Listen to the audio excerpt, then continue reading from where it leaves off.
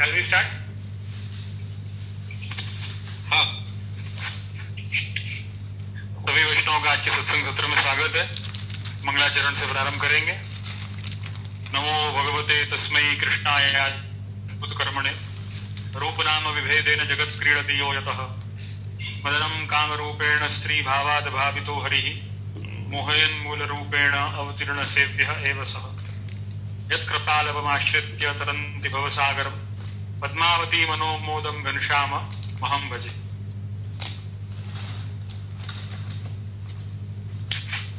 समातकीय शरण समर्पण सेवादि निरूपण ग्रंथ रचयिता हरिराय चरण विषय क्रम के अनुसार सूक्ष्म सिद्धांत, शरणागति एवं तत्पश्चात समर्पण का क्रम, इस ग्रंथ के अंतर्गत हमने अवलोकन किया है। हरिराय जी की आज्ञा अनुसार समर्पण का क्रम जो 24वें श्लोक से, इस ग्रंथ के 24वें श्लोक से जो प्रारंभ होता है, उसमें हरिराय चरण ने आज्ञा करी है कि शरणागति के सारे धर्मों को समझ करके और उन पर विचार करके उनका आचरण करते हुए हमें समर्पण की तरफ आगे बढ़ना है। ये प्रकार हरिराय जी ने आज्ञा करी है। और अब 25वें श्लोक में हरिराय चरण अब आज्ञा करते हैं, क्योंकि देखो अपने यहां पर एक ये 25वां श्लोक प्रारंभ करने के पहले एक बात बड़ी स्पष्ट तौर पे हमें समझनी चाहिए कि पुष्टि भक्ति का धर्म, पुष्टि भक्ति मार्ग का जो अनुसरण हम कर रहे हैं, उस पुष्टि भक्ति मार्ग का अनुसरण करते हुए हमें वैदिक धर्मों का त्याग नहीं करना। हमें वैदिक धर्मों को निभाते हुए और आगे बढ़ना है।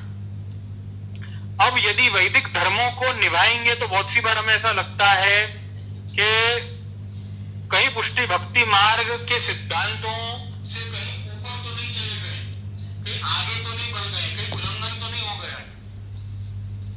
तो इन सभी बातों को एक के बाद एक इनकी स्पष्टता हरिराय चरण आप करते हैं। श्री महाप्रभु जी ने भी करी ही है और हरिराय चरण भी आप इनकी स्पष्टता करते हैं। क्योंकि कई बार ऐसा होता है कि शरणागति के धर्म को निभाने में हमें ऐसा लगता है कि देखो वेद आज्ञा का उल्लंघन तो हो रहा है, लेकिन वेद आज्ञा का उल्लंघन नहीं हो रहा है।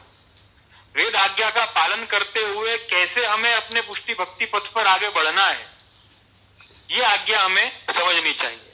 ये जो प्रकार है अपने पुष्टि भक्ति मार्ग का, ये हमें समझने की आवश्यकता। तो यहां पर 25वें श्लोक में हरिराय चरण आज्ञा करते हैं, सेवा संस्कार रूपत्वाद विदध्यात सेवनाम सदा ब्रह्म संबंधिता जीव देह संबंधी वस्तुषु।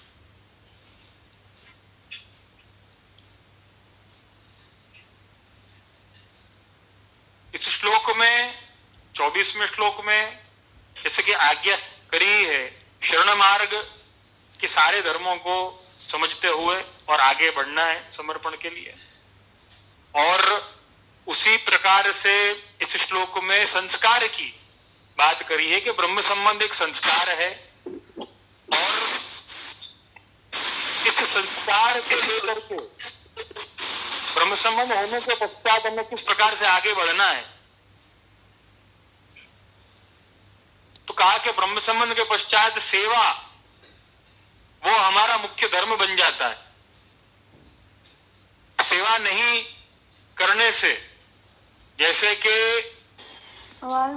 उपनीत होने के पश्चात, यज्ञोपवीत होने के पश्चात अगर ब्राह्मण बालक जो है वो संध्या वंदन इत्यादि न करे, गायत्री उपासना न करे, गायत्री मंत्र का जाप न करे, तो ब्राह्मणत्व क्षीण हो जाता है।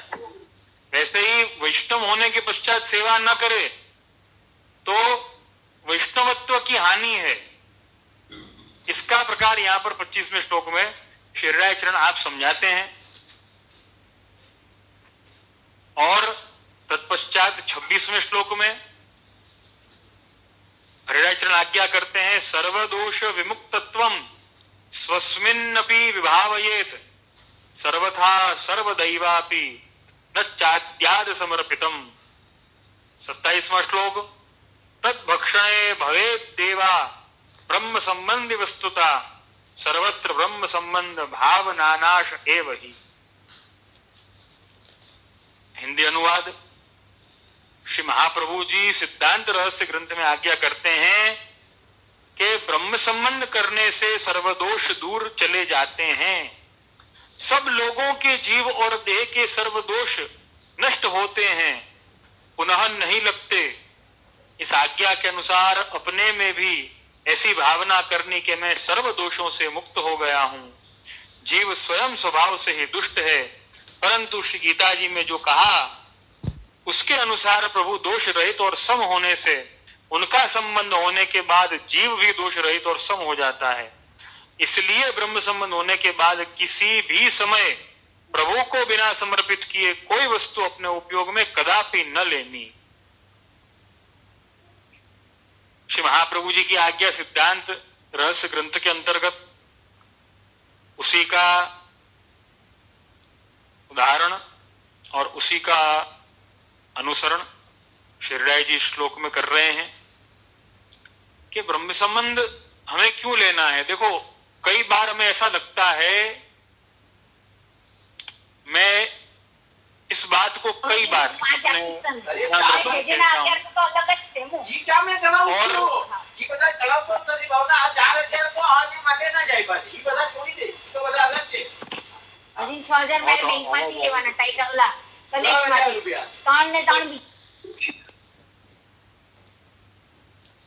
हाँ, अब सही है। महाप्रभु जी ने जो आज्ञा करी है सिद्धांत रहस्य ग्रंथ में, वो कितनी अद्भुत, कितनी दिव्य है, हमें उससे सारे जवाब मिल जाते हैं। देखो, कई बार ऐसा होता है कि ब्रह्म संबंधी लेने के लिए हम तैयार नहीं होते, या हम ले लेते हैं लेकिन उसका ज्ञान नहीं होता कि ब्रह्म संबंध लिया है तो अब ये किस काम का, जीवन में इसका इंप्लीमेंटेशन किस ढंग से किया जाएगा। तो ब्रह्म संबंध लेने के पश्चात सबसे बड़ी बात जो है, ब्रह्म संबंध में क्यों लेना, अगर ये सवाल खड़ा होता है, अगर हम किसी को इस बात के ऊपर कुछ समझाना चाहते हैं तो हमें क्या समझाना चाहिए। हमें यह समझाना चाहिए कि कई लोगों का जो तर्क होता है कि हमें ब्रह्म संबंध की आवश्यकता नहीं है क्योंकि भगवान की भक्ति तो हम ऐसे भी कर रहे हैं। देखो, भगवान की भक्ति तो कर रहे हैं, लेकिन पहली बात, भगवान से आपका संबंध क्या है। अगर किसी ने ये कहा कि भाई भगवान से तो सहज संबंध ही है, लेकिन भगवान से सहज संबंध है, लेकिन वो संबंध का संस्कार हुआ है।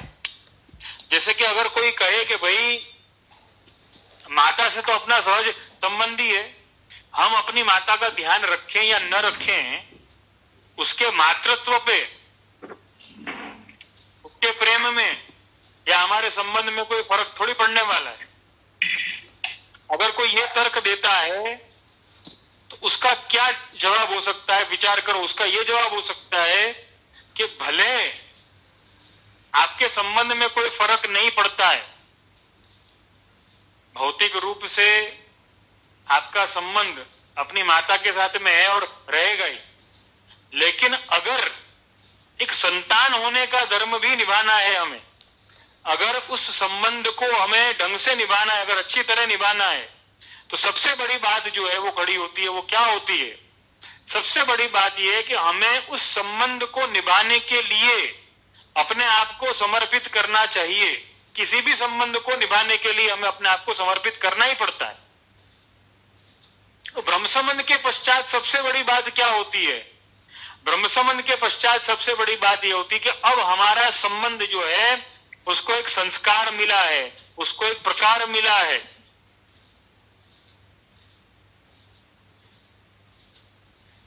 संतान अपनी माता का ध्यान नहीं रखते, उनके साथ माता का संबंध समाप्त नहीं हो जाता, वो तो संबंध रहने ही वाला है। लेकिन उस संबंध में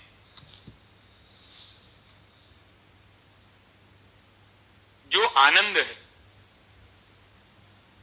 जो प्रेम है, जो भाव है, जो समर्पण है, जो दृढ़ता है, जो निष्ठा है, वो सब समाप्त हो जाता है। देखो यही महत्व की बात, केवल संबंध स्थापित किया जाए या स्थापित हो जाए वो महत्व की बात नहीं है, लेकिन महत्व की बात क्या है कि उस संबंध को किस ढंग से निभाया जा रहा है, ये महत्व की बात है।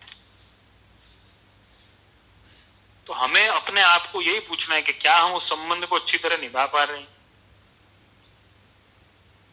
तो ब्रह्म संबंध होने के पश्चात एक हमारा संस्कार होने से, संस्कार होना माने क्या है? देखो एक वस्तु हमेशा अपन को ध्यान में रखनी चाहिए, संस्कार होना माने क्या है?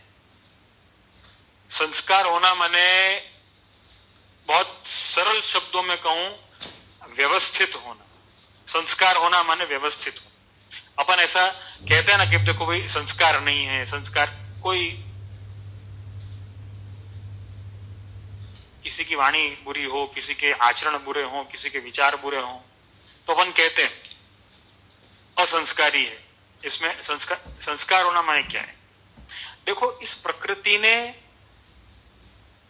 भगवान ने कई वस्तुओं को हमें दिया है। उन वस्तुओं को अपने उपयोग लायक बनाना,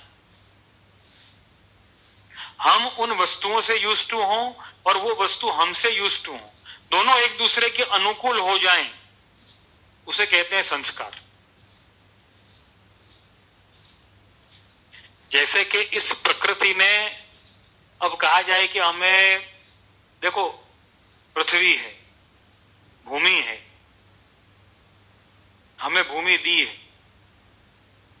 अब लेकिन हम हमारा घर अगर बनाएंगे तो कोई एक भूमि का चयन हम करेंगे, वहां पे अपना मकान बनाएंगे या कहीं पे बिल्डिंग होगी वहां पर फ्लैट लेंगे, हम चयन करेंगे, वी विल चूज कि हमको कौन सा फ्लैट अनुकूल है। सब अपने अपने ढंग से सिलेक्शन करते हैं, कर सकते हैं। तो ये, अब कोई ये है ना कहे कि भाई सब भूमि भोपाल की है, कहीं पर भी जा करके रहो, तो कहीं पर भी जा करके रहो तो फिर वो प्रॉब्लम हो जाएगी।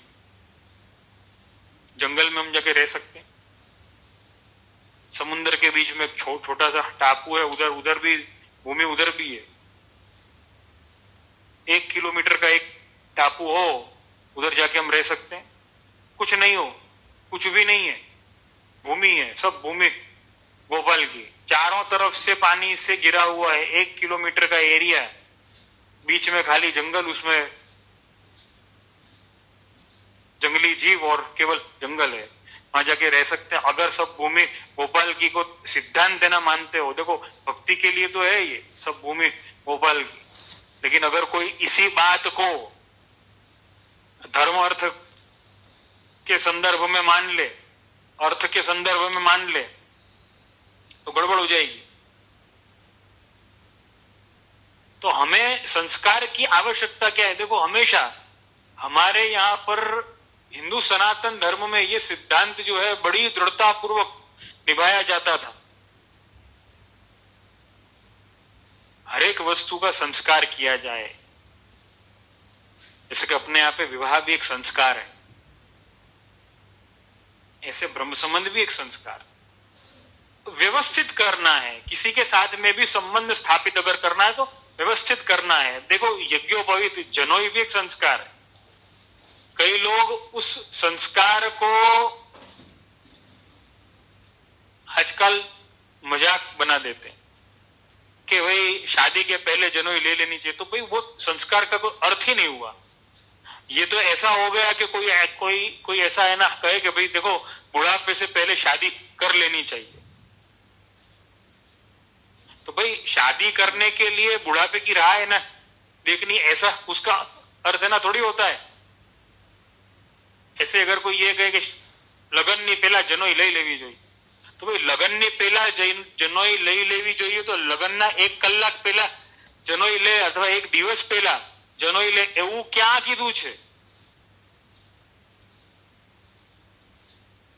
यही समझने की बात है। विवाह के पहले जनेऊ लेना मतलब कि वो एक व्यवस्थित समय मिले जब हम अपने संस्कार,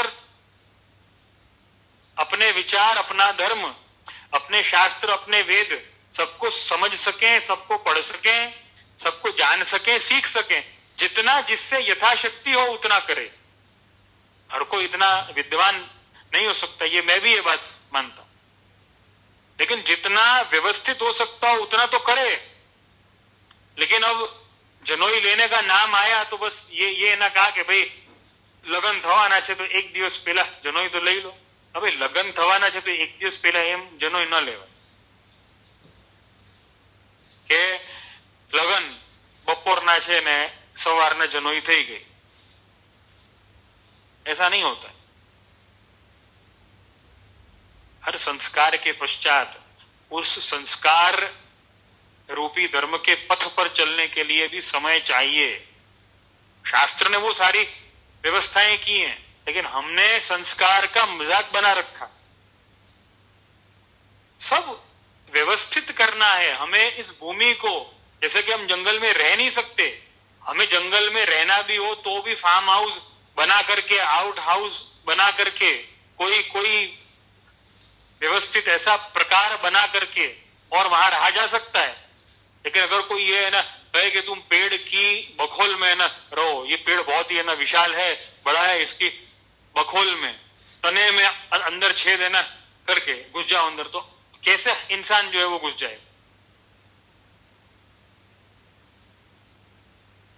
और अगर उसने ऐसा किया तो वो इंसान खुद ही जंगली कहलाएगा इंसान कि नहीं कहलाएगा? क्यों? क्योंकि संस्कार नहीं किया। देखो, हम अपने आप पे संस्कार करने की सारी विधियां हैं, सारी की सारी।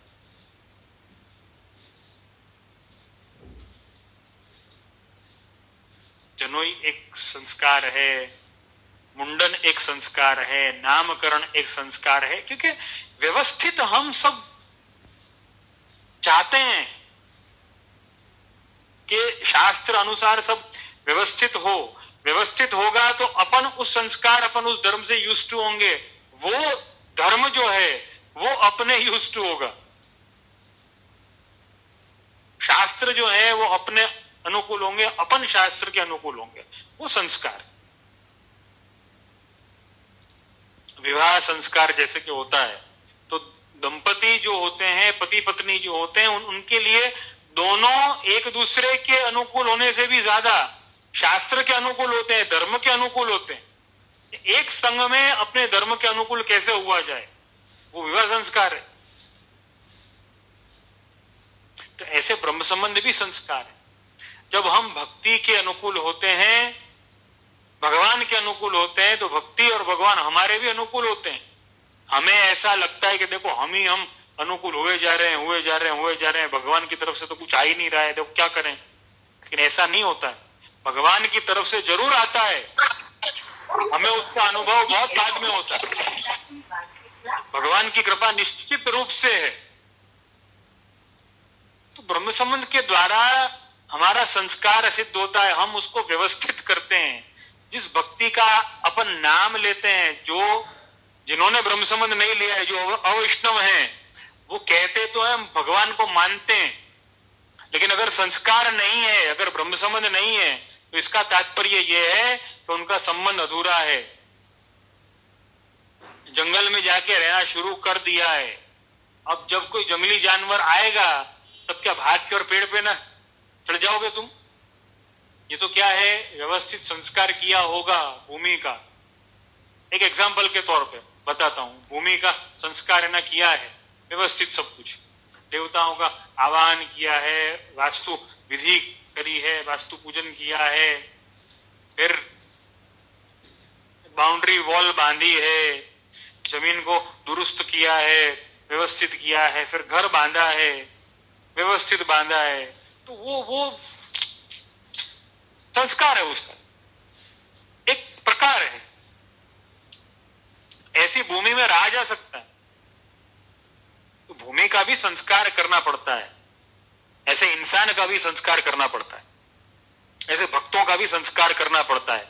तो बिना ब्रह्म संबंध के भक्ति शुरू कर तो दी, लेकिन जब लौकिक रूपी कुछ विचित्र अपने सामने जब आ गया, तब क्या करेंगे? तब क्या भाग कर पेड़ पर ना चढ़ जाएंगे? अरे धर्म हमको बचा ले, भगवान हमको बचा ले, लेकिन तब जाना कहां?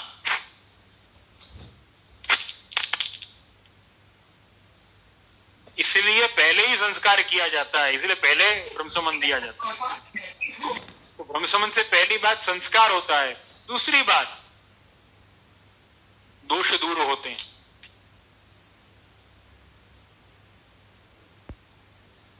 देखो, संस्कारों से अपने आप ही वैसे भी दोष दूर होते हैं,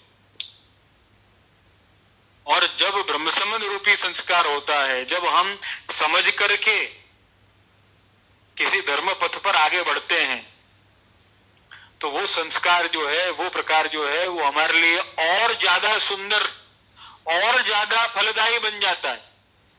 ये विशेषता है उसकी, बहुत बड़ी विशेषता है उसकी।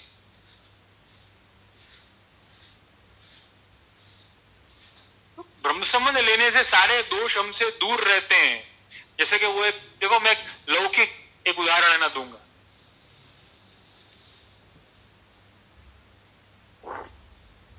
विवाह होने के पश्चात सबको पता चल गया कि भाई विवाह हो चुका है, तो उसके बाद में कोई अपने बेटे या बेटी के संबंध की बात नहीं चलाएगा।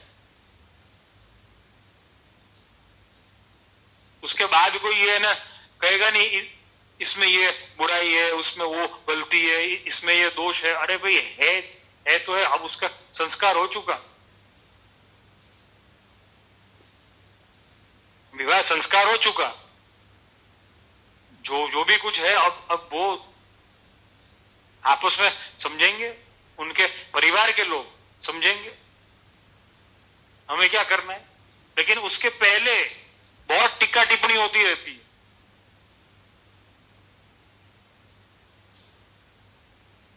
ये बहुत महत्व की बात है, संस्कार बहुत महत्व की बात है।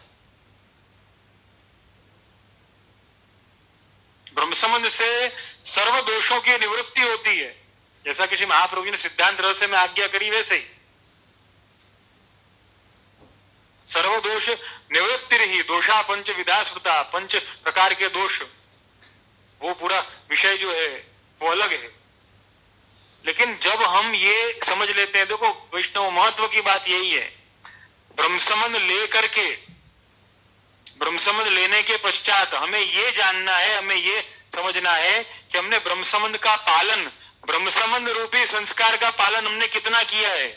जैसे विवाह उपरांत दाम्पत्य जीवन में खुशहाली तभी आती है जब व्यक्ति उस संबंध के प्रति, उस संस्कार के प्रति ईमानदार रहे, तभी खुशहाली आती है, तभी जीवन में आनंद आता है, तभी जीवन में आनंद रहता है। ऐसे ही ब्रह्म संबंध के पश्चात यदि हम ऐसा विचार करते हैं कि देखो ब्रह्म संबंध ले लिया, लेकिन अब क्या करें, जीवन में तो कोई आनंद आ ही नहीं रहा है, खुशहाली कोई आ ही नहीं रही है, तो भाई ब्रह्म संबंध लिया है, लेकिन ब्रह्म संबंध का ईमानदारी या निष्ठापूर्वक जो है वो पालन कहां किया है, उस धर्म का पालन कहां किया। विवाह करके बैठ जाना सिर्फ खुशहाली का मार्ग नहीं होता है, ऐसे ही ब्रह्म संबंध लेकर के बैठ जाना खुशहाली का मार्ग नहीं है। ब्रह्म संबंध संस्कार के द्वारा आगे बढ़ करके सेवा मार्ग की तरफ, सेवामय जीवन की तरफ हमें आगे बढ़ना है, तब आनंद आएगा। ये महत्वपूर्ण। यहां पर रायचरण ये आज्ञा करते हैं, ब्रह्म संबंध से सारे दोष दूर चले जाते हैं। जैसे विवाह उपरांत व्यक्ति में कोई दोष हो ना, तो वो भी छुप जाता है। क्यों? क्योंकि विवाह उपरांत जो है वो जीवन साथी जो है, दोनों आपस में मिलकर के जीवन गाड़ी को आगे चलाते रहते। वो गाड़ी आगे बढ़ रही है तो भाई अगर उसमें कुछ प्रॉब्लम भी है तो चल जाता है, कोई बात नहीं, गाड़ी आगे बढ़ रही है। वैसे ही ब्रह्म संबंध के पश्चात अगर हमारे में कोई दोष है, देखो सारे दोष दूर करने के पश्चात हम ब्रह्म संबंध लेंगे, ये विचार ही बहुत गलत है। ये विचार आना ही नहीं चाहिए। बल्कि ब्रह्म संबंध लेंगे तो सारे दोष अपने आप दूर हो जाएंगे। क्यों? क्योंकि हम ब्रह्म संबंध के धर्मों को निभाएंगे, इसलिए नहीं कि ब्रह्म संबंध लेकर के बैठ जाएंगे। सब लोगों के जीव और देह के सर्व दोष नष्ट होते हैं, पुनः नहीं लगते। इस आज्ञा के अनुसार अपने में भी ऐसी भावना करनी कि मैं सर्व दोषों से मुक्त हो गया। हमें भी ऐसी भावना करनी है कि हम सर्व दोषों से मुक्त हो गए हैं, और ये भावना का आधार हमारा समर्पण है, हमारा ब्रह्म संबंध है। सिर्फ ब्रह्म संबंध लेकर के बैठना नहीं, ब्रह्म संबंध के पश्चात समर्पण धर्म को, समर्पित जीवन को अपनाना है। जीव स्वयं स्वभाव से ही दुष्ट है, परंतु श्री गीता जी में कहा है कि उसके अनुसार प्रभु दोष रहित और सम होने से, उनका संबंध होने के बाद जीव भी दोष रहित और सम हो जाता है। तो कहा कि जीव तो स्वभाव से दुष्ट है ही, न तो स्वरूपतः।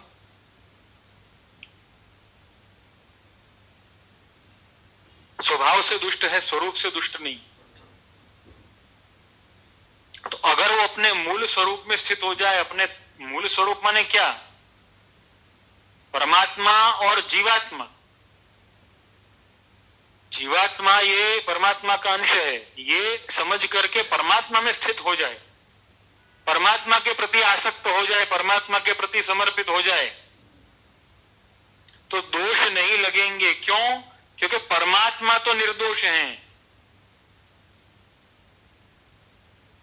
जैसे कि नाले वगैरह का जल गंगा जी में जाता है, गंगात्वम सर्वदोषाणाम गुण दोषादि वर्णना,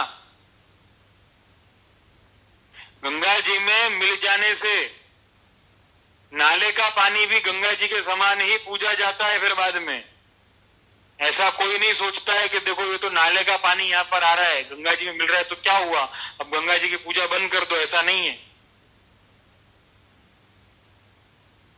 गंगा जी इतनी विशाल है कि इन नालों के जल से कोई फर्क नहीं पड़ता। लेकिन इसका अर्थ ऐसा बिल्कुल भी नहीं है कि हम गंदगी करना शुरू कर दें, हम नाला गंगा जी में मिलाना शुरू कर दें। ये उदाहरण के लिए, गंगा जी में यदि नाले का जल मिलता भी है तो वो गंगा के समान पूजा जाता है। ऐसे जीव सदोष होने के बावजूद यदि निर्दोष प्रभु से, ये जीवात्मा सदोष है लेकिन परमात्मा तो निर्दोष है।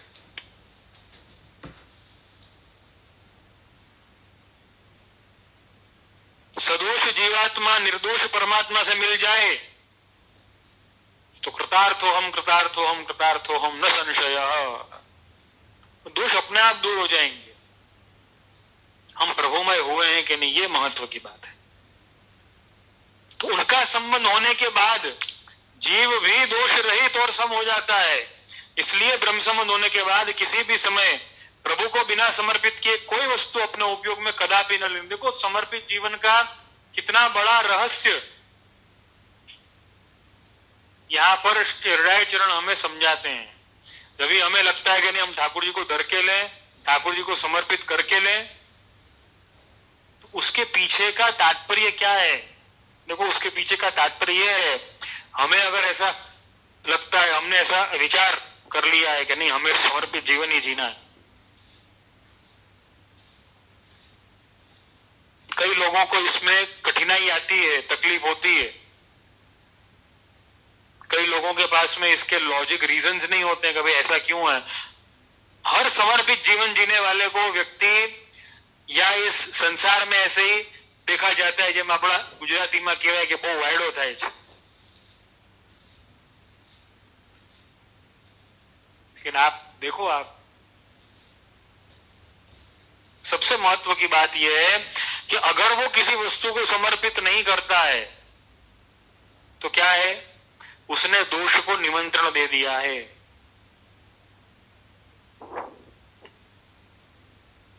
ये कुछ ऐसा ही है जैसे कि नाले का जल अगर गंगा जी में मिल रहा है तो कोई व्यक्ति है ना सोचे कि देखो नाले का जल जब अंततः गंगा जी में जाके ही मिल रहा है, मतलब क्या है कि गंगा जी का जल और नाले का जल एक ही हो गया है।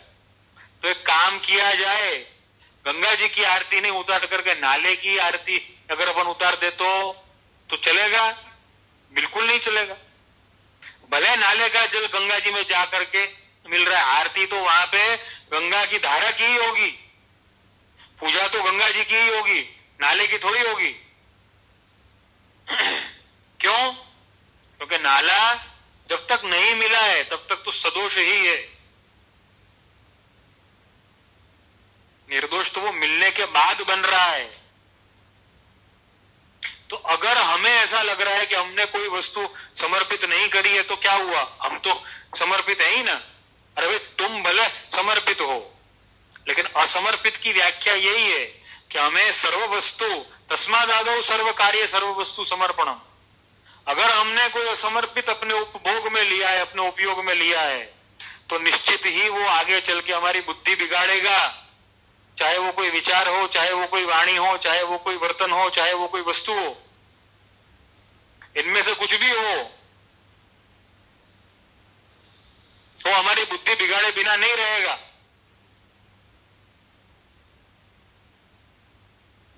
इसलिए समर्पण करना है। अगर किसी को लॉजिकल इसका जवाब चाहिए तो ये लॉजिकल जवाब हृदयाचरण ने दे दिया है। आप देखो संसार में हर एक वस्तु जो हमें भौतिक दिख रही है उनमें दोष आ ही जाते हैं।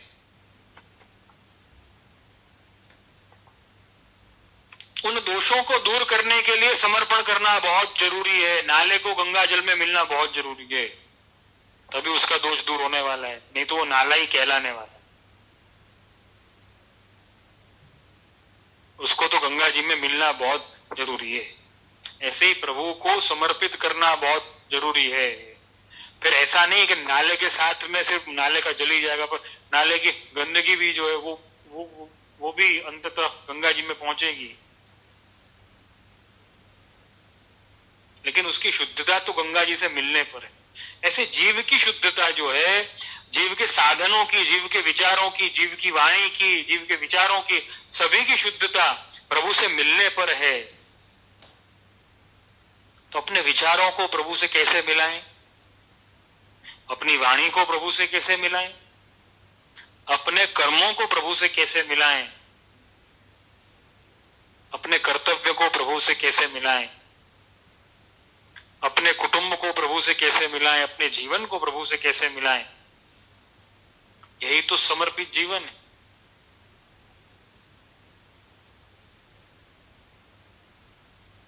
बहुत महत्व की बात है। अगर इन बातों का हम विचार रखेंगे, अगर इन वस्तुओं का हम ध्यान रखेंगे, तो सबसे बड़ी बात क्या होगी? सबसे बड़ी बात यह होगी कि हमारे जीवन में सदोष वस्तुओं का उपयोग बहुत घट जाएगा या न के बराबर रहेगा।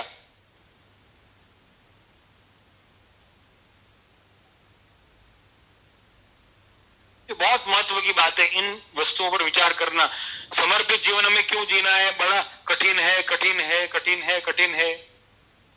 देखो हमको इस समय से पहले हाथ धोना, सोशल डिस्टेंसिंग रखना, मास्क पहनना, सैनिटाइजेशन, इन सब में कितनी तकलीफ होती थी, कितना बुरा लगता था, वेस्ट ऑफ टाइम लगता था कि नहीं लगता था। लेकिन अब वो नॉर्मल रूटीन में आ गया कि नहीं आ गया? तो ये महत्व की बात है। जब हम समर्पित जीवन जीने लगेंगे तो वो एक रूटीन में आ जाएगा। हमें दोष दूर करने ही है। आज के समय में, इस लॉकडाउन के समय में, जैसे कि ये विचार पक्का है, भीड़ भाड़ वाली जगहों में नहीं जाना है।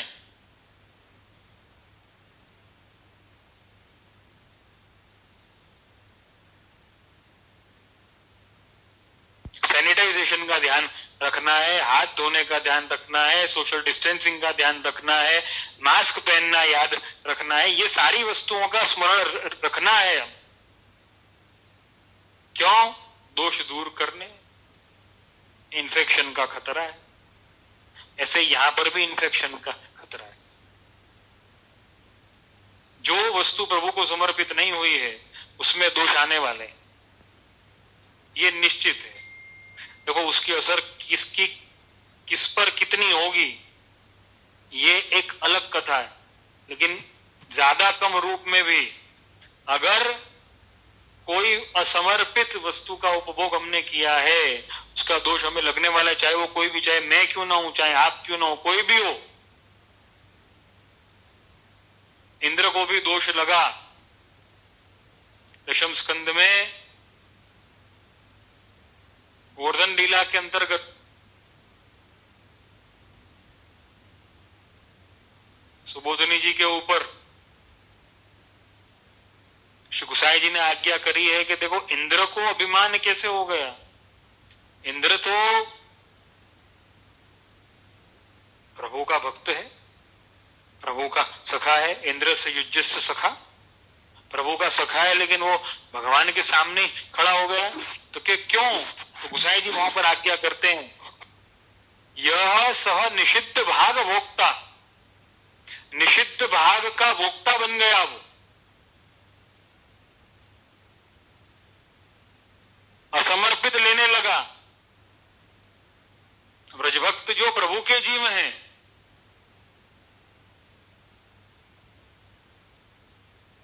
प्रभु को समर्पित करना चाहते हैं, लेकिन इंद्र चाहता है कि मुझे ही समर्पित हो। तो जो उसने इतने समय तक निषिद्ध भाग माने असमर्पित का उपभोग किया, इसलिए उसकी बुद्धि बिगड़ी, इसलिए प्रभु के सामने अहंकार किया, प्रभु का अपराध कर बैठा। कारण क्या? असमर्पित लिया था इसलिए।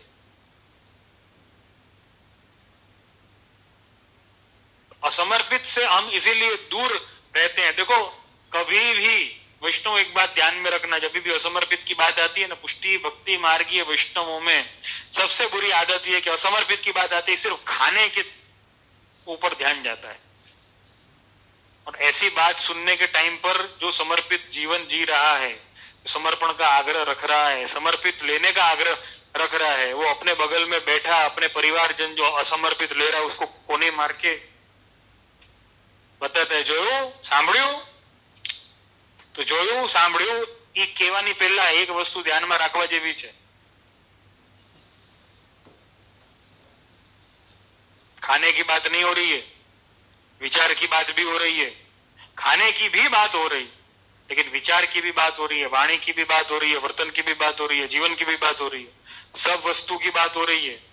केवल खाने तक ही इस वस्तु को सीमित न रखें। क्या विचार हमने असमर्पित नहीं किए? क्या वाणी हमारी असमर्पित नहीं है? जीवन में कौन सी ऐसी वस्तुएं जो असमर्पित ही रह गई, प्रभु को समर्पित नहीं हो पाई? कौन से संबंध है, कौन से व्यक्ति है, क्या वो सब विचार हमें करना पड़ेगा। केवल खाने तक ही सीमित न रखें। હું તો સમર્પિત લઉં છું તો પ્રભુને ભોગ ધરીને લે। અરે ભાઈ, ખાલી સમર્પિત લેવાનો મતલબ ખાવાનું થોડી હોય।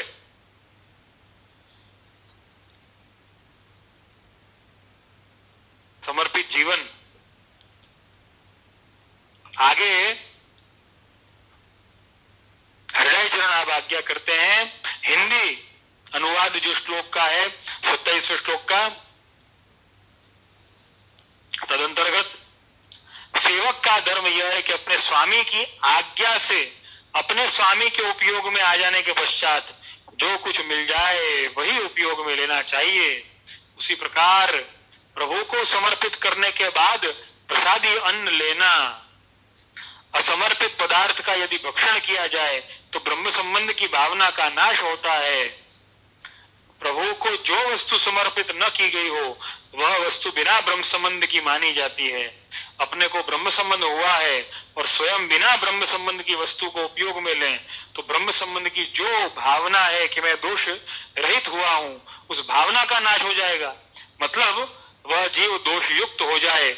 अतः सर्वथा किसी भी समय असमर्पित अन्न न लेना। देखो अन्न की भी बात है, लेकिन आगे पहले तो अन्न की बात समझा रहे हैं 27वें श्लोक में असमर्पित अन्न न लेना, लेकिन आगे 28वें श्लोक से आगे सब लौकिक इत्यादि का प्रकार भी शुरू होता है। लौकिक वैदिक कार्य सब आ गया, तो केवल अन्न तक सीमित न रहें। अन्न बिल्कुल है, भोजन बिल्कुल है, लेकिन केवल भोजन ऐसा नहीं है। क्या हमारे विचार असमर्पित नहीं है? मुझे तो ऐसा लगता है कि आज के समय में हमें अपने विचारों को, अपनी वाणी को, अपने जीवन को, अपने कार्यों को पहले समर्पित करना पड़ेगा, फिर अन्न भोजन जो है वो अपने आप समर्पित होता चला जाएगा विष्णु। लेकिन कई बार ऐसा होता है कि कुछ भी समर्पित नहीं हो, केवल अन्न ही समर्पित ले रहे हैं। तो केवल अन्न समर्पित लेने की परिस्थिति में जीवन में, मन में, कुटुंब में, परिवार में, सब जगह कलह होती है। देखो कितनी बड़ी बात है। हम अन्न समर्पित इसलिए लेना चाहते हैं ताकि दोष नहीं हो, उस अन्न में दोष न हो। अन्न में दोष होगा तो अपने में दोष आएगा। लेकिन जो दोष पहले से विचारों के द्वारा हमारे भीतर बैठा हुआ है, उसका क्या होगा? उसका भी तो कोई विचार हमें ही करना पड़ेगा कि नहीं करना पड़ेगा? हरिराय चरण पहले ये आज्ञा करते हैं, असमर्पित पदार्थ का भक्षण किया जाए तो ब्रह्म संबंध की भावना का नाश हो जाता है। तो हमें ये विचार करना चाहिए, कौन सा कार्य करने पर या कौन सी वस्तु का उपभोग करने पर, कौन सी वस्तु का उपयोग करने पर ब्रह्म संबंध की भावना का नाश हो रहा है। या किसी भी कार्य को करने के पहले ये विचार करें, इससे ब्रह्म संबंध की भावना का नाश तो नहीं हो रहा है, समर्पण की भावना का नाश तो नहीं हो रहा है। ये विचार करें। समझ में ना आए तो अपने गुरुदेव से विनती करें, सहज है। अतः सर्वदा किसी भी समय असमर्पित न लेना, असमर्पित अन्न न लेना। और आगे असमर्पित कार्यों की भी बात है, असमर्पित जीवन की भी बात है। इतनी सूक्ष्मता अपने आचार्यों ने कृपा करके बड़े ही सुंदर ढंग से हमें समझाई है। हमारा बड़ा ही सौभाग्य है जो आचार्य वाणी हम अवलोकन करते हैं। इन सभी अमूल्य रत्न रूपी वाक्यों को सहज करके रखें आप। बहुत ही अत्यावश्यक है। इसी से हमें हमारे जीवन को एक नई दिशा मिलेगी, एक नया मार्ग मिलेगा। तो यहां पर 26 और 27वें श्लोक का विवरण, उसका हम विराम करते हैं। और अब जो पिछली बार का प्रश्न जो शेष रह गया था, जयंत भाई कारिया जो कांदीवली में निवास करते हैं, उन्होंने प्रश्न किया था आपके एफसीसी सत्संग व्हाट्सएप ग्रुप की सूची में। इस प्रश्न का क्रमांक है 47वां 47th। और जयंत भाई ने जैसे कि कहा है, प्रश्न किया है वेणु जी, मुरली और बंसी इन तीनों में क्या भेद है। तो मैंने ये समझाया था, वेणु जी, मुरली और बंसी कीचक नाम के बांस से बनी हुई, इसमें सुंदर स्वर निकाले जाए, वो बंसी है। मुरली अरालिका हस्त के द्वारा, हस्त की उंगलियों के द्वारा बजाई जाती हो, वो मुरली है। और वेणु जो है वो भक्त के जीवन में ऐसा सुंदर भाव प्रदान करे, उसके अणु अणु में वेणु के अधरामृत का निवास हो जाए, ब्रह्मानंद भी उसके सामने फीका लगने लग जाए, वो वेणु सब कुछ भुला दे, वो वेणु अणु अणु में अणु अणु में व्याप्त है, वो वेणु। और इसी का मैंने प्रकार 5 प्रकार वेणुनाद के जो श्री महाप्रभु जी भी आज्ञा करते हैं और भागवतकार भी आज्ञा करते हैं। श्रीमद् भागवत दशम स्कंद 35वां अध्याय युगल गीत का अध्याय जो मैंने प्रारंभ किया था, दूसरा श्लोक आप सभी को निश्चित तौर पे वो स्मृति में होगा ही। थोड़ा उस पर मैंने विचार किया है, उस श्लोक पर, और उस श्लोक का जो प्रकार है वो आगे काफी प्रकार का उसमें विस्तार है उसमें, तो अपन उस विस्तार पर नहीं जा करके, और जो मूल प्रकार है कि 5 प्रकार के वेणुनाद जो हैं वो कौन से हैं, ये समझने के लिए युगल गीत की सुबोधनी का अवलोकन हम करेंगे, ताकि हमें समझने में और सरलता हो, श्री महाप्रभु जी की आज्ञा का हम अवलोकन कर सकें। तो युगल गीत की सुबोधनी में श्री महाप्रभु जी आज्ञा करते हैं, वेणुनाद पंचधा भवति। वेणुनाद 5 प्रकार के होते हैं या 5 प्रकार के हैं। मुखस्य परितः, मुखस्य परितः का अर्थ यह है कि जो मैंने उस दिन भी बताया था, जैसे कि प्रभु वाम बाहु की तरफ, अपने वाम भाग की तरफ मुख करके वेणुनाद करते हैं, और दक्षिण to the left side and to the right side वेणुनाद करते हैं।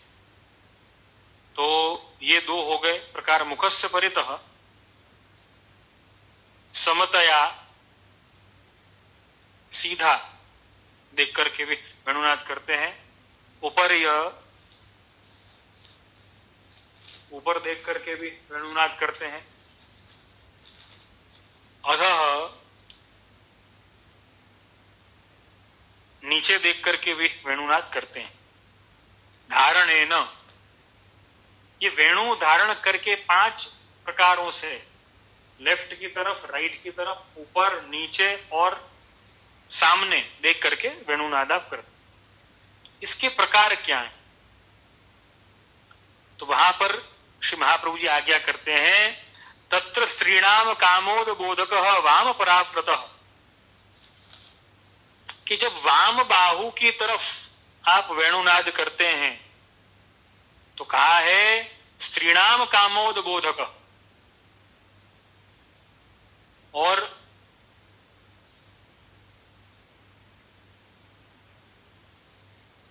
तीसरे श्लोक में जो भागवतकार ने आज्ञा करी है, गोपीजन जो यहां पर कहती हैं व्योमयान वनिता, कहा कि जो देवों की स्त्रियां हैं उनका कामोद्बोधन करने के लिए, कामोद्बोधन का अर्थ यहां पे क्या लेना चाहिए? देखो, काम शब्द जहां पर आता है वहां पर हमारा विचार बहुत निम्न स्तर पर चला जाता है, लेकिन श्री महाप्रभु जी तो यही आज्ञा करते हैं सुबोधनी में, रसिकाहा काम वर्जिता, रसिक जनों में काम नहीं होता। तो ये किस काम की बात कर रहे हैं? ये अलौकिक कामना की बात कर रहे हैं। अथा तो ब्रह्म जिज्ञासा जो है, कृष्ण कामी बनना जो है, वो अलौकिक काम है।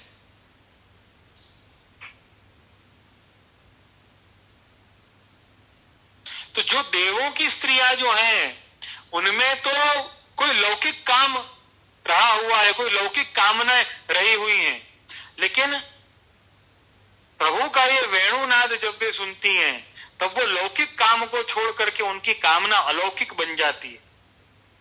अब हमें ये बहुत ही एक विचार आता होगा कि भाई प्रभु की वेणुनाद से ऐसा क्या होता है? हमें तो कभी ऐसी कोई नाद या कोई ऐसा स्वर या कोई ध्वनि सुनाई नहीं दी है जिससे हमारा मन लौकिक में से हट करके अलौकिक में लग जाए। विष्णु हमने ध्यान से कभी सुना नहीं। क्या हमारे ध्यान में, क्या हमारे नजर में ऐसे कितने ही गाने होंगे जो गाने सुन करके हम सब कुछ भूल जाते हैं। कितने ऐसे गायक होंगे जिनकी आवाज सुन करके भाई ऐसा आनंद आ जाता है कि क्या बात है, वाह। कितने ऐसे गायक होंगे, कितने ऐसे वादक होंगे कि जो किसी सुंदर वस्तु, किसी सुंदर वाद्य का वादन करते हैं तो हमारा मन जो है वो सहज आकर्षित हो जाता है। सब कुछ हम भूल जाते हैं। नहीं, बड़ा आनंद आ रहा है। देखो, समय का ध्यान नहीं रहता है, किसी वस्तु का ध्यान नहीं रहता है। तो भगवान की वेणु में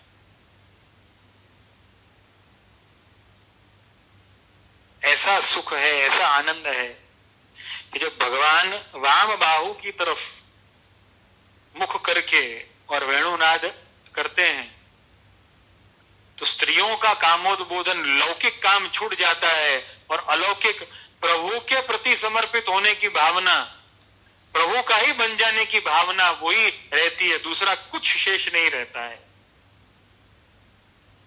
तत्र स्त्रीणाम कामोद्बोधक वाम पराव्रत। श्री महाप्रभु जी ये आज्ञा करते हैं सुबोधनी जी में। और तत्पश्चात जब दक्षिण की तरफ, राइट साइड, जब प्रभु वेणुनाद करते हैं, कितनी सुंदर बात कही है, स्त्रीणाम पुरुषाणाम च दक्षिण, कि जब दक्षिण की तरफ मुख करके वेणुनाद करते हैं तो वो वेणुनाद के द्वारा तो स्त्री को तो ठीक है, लेकिन पुरुषों का भी मन, उनमें भी कृष्ण काम जागृत हो जाता है। वो भी प्रभु की वेणु माधुरी से अछूते नहीं रहते।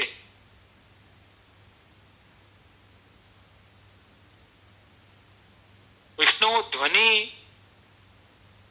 तरंग जो है, हम सभी जानते हैं कि उसका कितना असर होता है।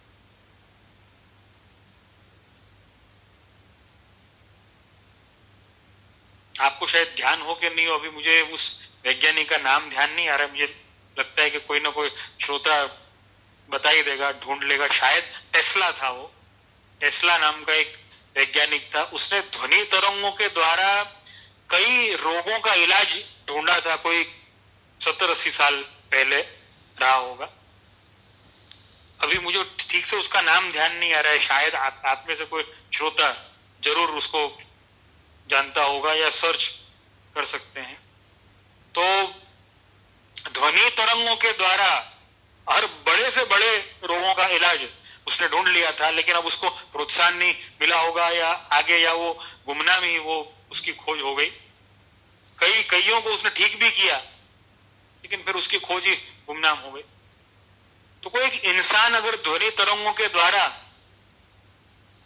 इलाज कर सकता है तो प्रभु की वेणु माधुरी के द्वारा कामोद्बोधन नहीं हो, प्रभु के प्रति हमारा मन आकर्षित नहीं हो, ये कैसे हो सकता है? ध्वनि का प्रभाव जो है वो बहुत बड़ा है, बहुत बड़ा है। किसी के गायन से हम कितना आकर्षित हो जाते हैं, कभी किसी वाद्य के वादन से उसकी ध्वनि सुनकर के कितना आनंद आता है हमें, कभी सब कुछ भूल जाते हैं। आजकल तो हीलिंग सेंसेशंस, जो बड़े बड़े हीलिंग के जो प्रकार हैं, जो एक्सपर्ट्स हैं हीलिंग के, वो ध्वनि तरंगों के द्वारा आपसे है ना कहेंगे कि देखो ये जो ऑडियो है ये तुम्हारे यहाँ पे आधा घंटा है ना चला देना रोज सुबह, सारा स्ट्रेस जो है वो खत्म हो जाएगा। जब भी तुमको स्ट्रेस फील हो तो ये सुन लिया करो, देखो तुम्हारा स्ट्रेस डाउन हो जाएगा। तो ध्वनि इतना काम करती। तो ये एक फैक्ट है। तो प्रभु की वेणु माधुरी भी है, वो तो अलौकिक है। देखो जब लौकिक इतना काम अगर कर जाए तो प्रभु की वेणु माधुरी वो लौकिक काम ही भुला दे। इसमें क्या आश्चर्य? कोई आश्चर्य नहीं। तो स्त्रीणाम पुरुषाणाम च दक्षिण, दक्षिण की तरफ जब मुख करके प्रभु वेणुनाद करते हैं तो स्त्री और पुरुष दोनों का मन आकर्षित कर लेते हैं, कामोद्बोधन कर लेते हैं। वाम भाग की तरफ जब मुख करके और प्रभु वेणुनाद करते हैं तो स्त्रियों का कामोद्बोधन करते हैं। फिर तत्पश्चात तीसरा प्रकार जो आज्ञा करते हैं श्री महाप्रभु जी युगल गीत के सुबोधनी में, देवानाम उच्चैहि। ऐसा नहीं है कि स्त्रियों का या स्त्रियों और पुरुषों का ही कामोद्बोधन करते हैं, लेकिन जब ऊंचा देख करके, जब ऊपर देख करके और वेणुनाद करते हैं तो देवानाम उच्चैहि, तो देवताओं का मन हरण कर लेते हैं, उनका कामोद्बोधन करते हैं।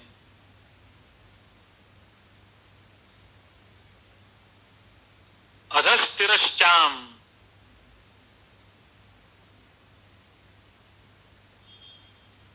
यहां कहा जब नीचे देख करके और वेणुनाद करते हैं तो जो अन्य जो पशु पक्षी इत्यादि जो हैं उनका कामोद्बोधन कर लेते हैं।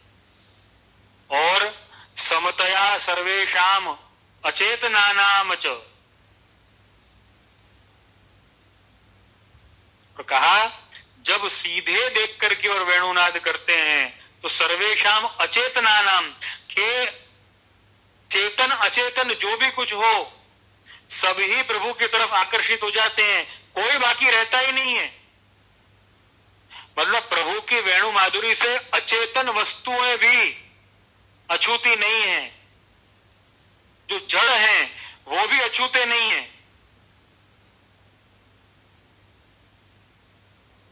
भागवत में प्रकार उसका दिया है युगल गीत में कि नदियां भी अपना प्रवाह भूल जाती हैं, बहना भूल जाती हैं।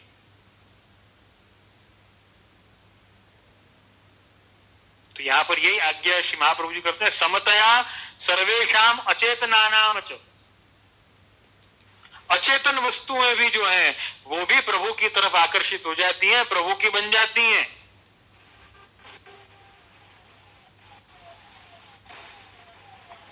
मैंने इस पर पहले मैंने समझाया था। अब ये सुन करके कई जो अपने आधुनिक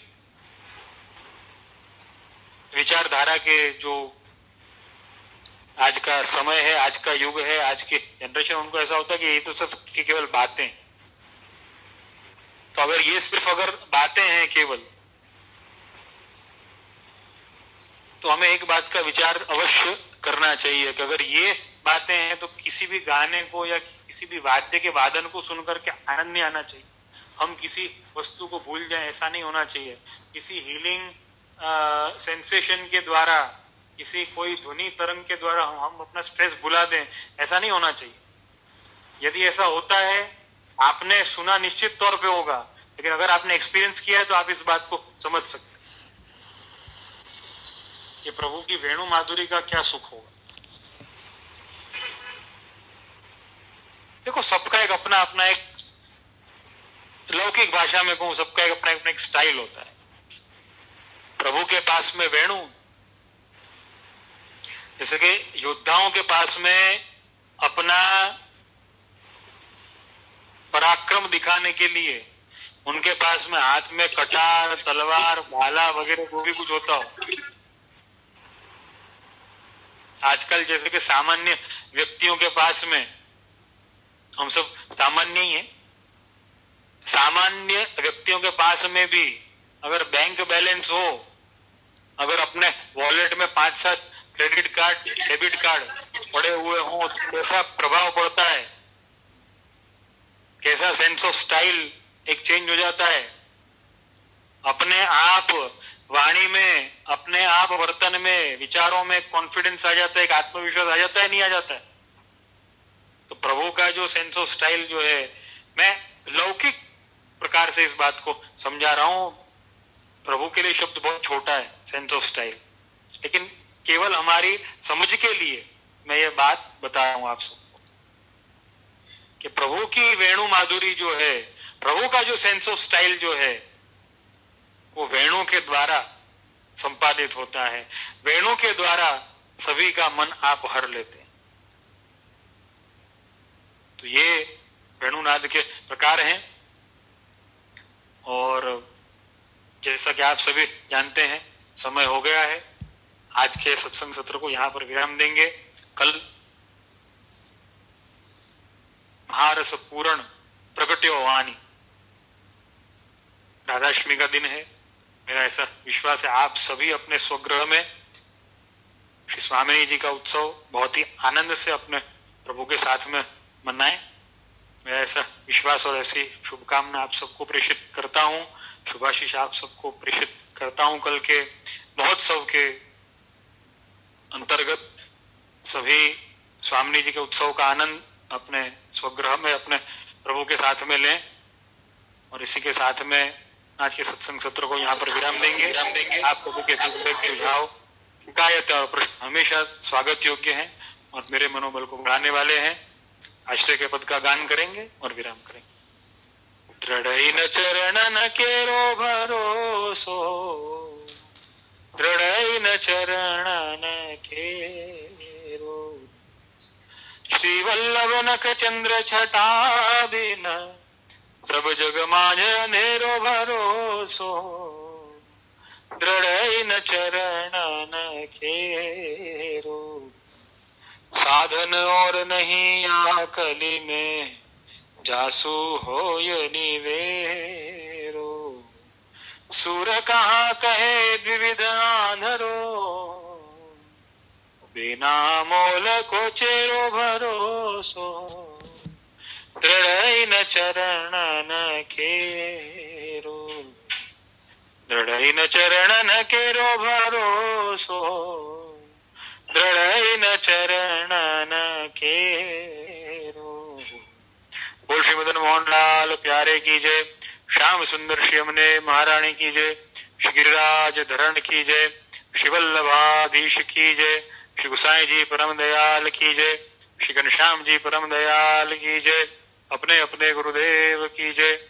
सभी वैष्णवों को शुभकामना, शुभाशीष। सर्वे भवन्तु सुखिनः, सर्वे सन्तु निरामय।